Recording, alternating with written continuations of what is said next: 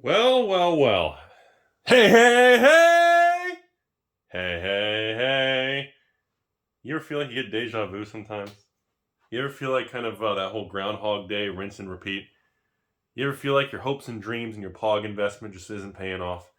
Well, do I have a deal for you? No, I'm just messing with you. So here we are, mid-2021, officially going into August, and had a bunch of emails. Kind of woke up this morning, rolled out of bed, rolled down to the drive-thru, and I looked at my phone and said, what are all these messages people are freaking out? So apparently word on the street is the Buylist update. There's two theories to this. I'll present you both. I have no idea which one is true. I'll let you guys figure that crap out. Who cares anyways? Apparently Starcitygames, also known as Moon City Games, apparently has pulled down their buy list for Power 9 and certain other high-end, more expensive cards, promos, or very expensive MTG single cards. Huh! Gee. Deja vu, isn't it? Hey, hey, hey! No, alright, I'm sorry. I feel like I'm in Groundhog Day. I was like, haven't I made this video before? Weren't we in this situation before? Where this, stores start doing this? I swear this feels familiar. You know why it feels familiar? Because we just did this shit a year ago. Literally, I think it was March of 2020. 1 year and 4 months later, it's like, we're just gonna, let's hop back in the hamster wheel and repeat it. So as of the filming this video, I did go and verify on the website. You guys can also do that. As of the filming of this video on July 31st, 2021. God, that's such a weird date to say. It feels like we're the flying cars, and why aren't billionaires shooting themselves in space in giant shaped, never mind. So, I don't know what that means. I've got someone who claims to work at Starcitygames, claims they believe Starcitygames took a pretty big hit financially on revised dual lands and some other high-end cards with prices softening. So this employee at the old Moon City claims that they received a ton of buy lists of people selling specifically revised duels, which are still on the buy list, but like Underground Sea has been tanked to like $350 from like a buy list of like $600-700. So it's been tanked 50% in value financially. So but it's still up and running. Now, any of the 5 Moxins from ABU, I think even Collector's Edition, I don't even think I saw the Collector's Editions on there. Time Walk, Ancestral, Time Twister, and good old Purple Black Lotus have been removed from the Star City Moon City Games buy list as of this filming. The theory is that they simply don't want to deal with it anymore because of the extreme volatility in price. According to that particular employee at Moon City, apparently they took a bath in revised dual lands on buying it high, and now they're tanking the price. The other theory, unrelated to that, which was not, this is just my personal theory now, is that I think it's almost a lack of confidence. They are not as comfortable, and they don't want to deploy those kind of resources and capital to these particular type of cards anymore, because the risk is becoming too high because the dollar amounts are so big.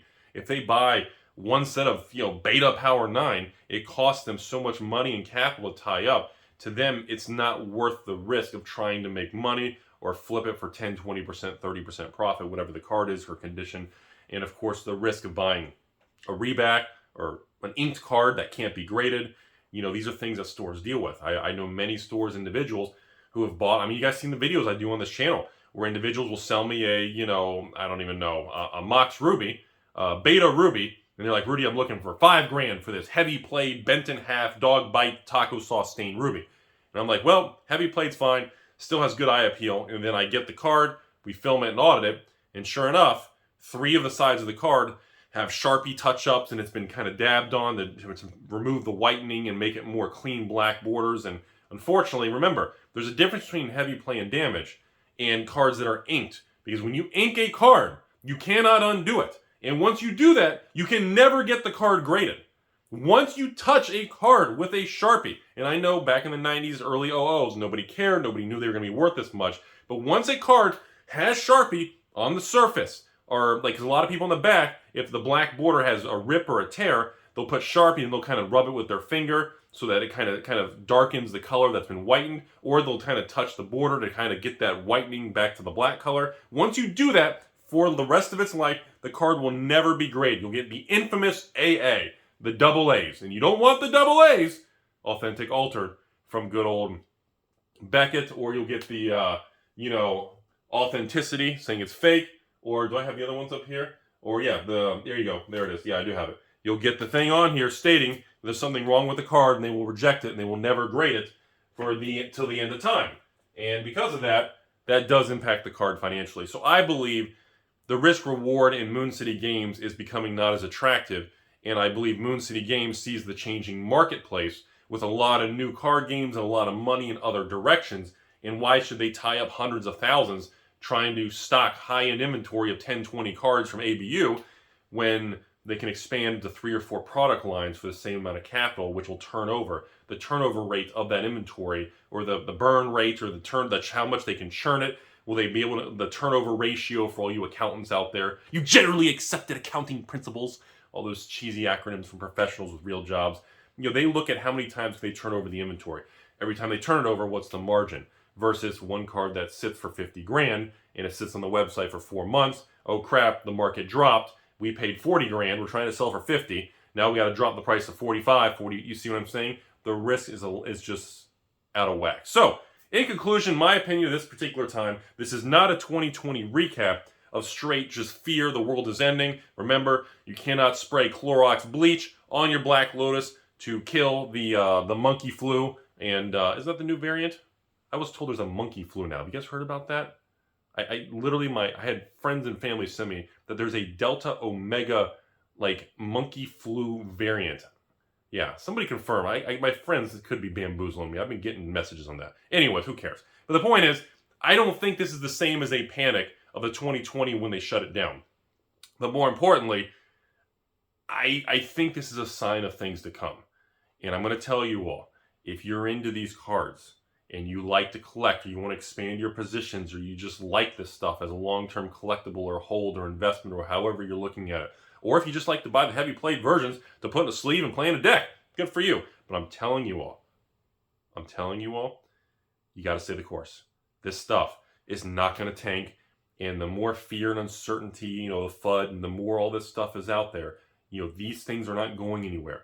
I still stand by my original opinion that in the next 5, 10, 20, 30 years, original Alpha, Beta era cards, Arabian Nights type cards, Antiquities and Legends, these 4 Horsemen ABU type cards are going to kind of converge over to almost museum level quality and museum level rarity of Alpha cards, of Arabian Night cards. I just firmly believe these are not going to be cards where even when you go into your LGS anywhere around the country, which may or may not exist in the future, you're not going to see showcases of, a bunch of unlimited power, even white bordered power from unlimited or revised dual lands.